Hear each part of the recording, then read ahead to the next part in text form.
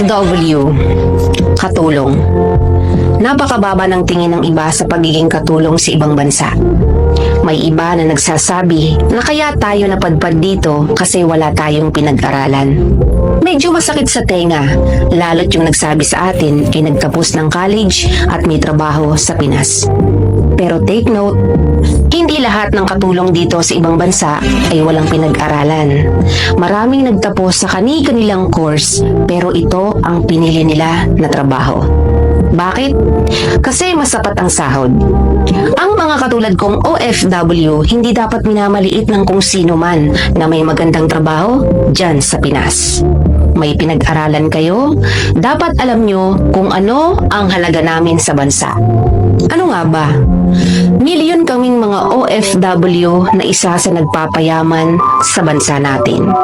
Hindi man ako nakapagtapos o yung tingin ng iba na wala akong pinag-aralan, at least alam ko yung halaga ng pagiging OFW dito sa ibang bansa.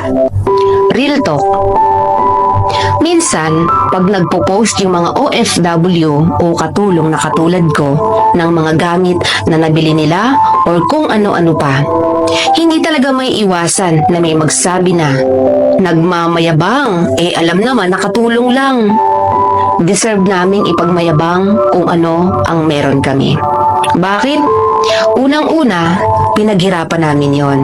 Pangalawa, hindi namin hiningi sa kahit na kanino yung mga bagay na pinopost or pinagyayabang namin.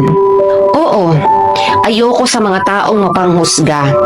May pinag-aralan ka nga, pero wala kang karapatang manghusga ng ibang tao. Dapat pag nakikita mo yung taong mas mababa sa'yo, dapat magpasalamat ka pa nga kasi andyan ka sa lugar mo at wala sa lugar namin na mga OFW na minamaliit mo.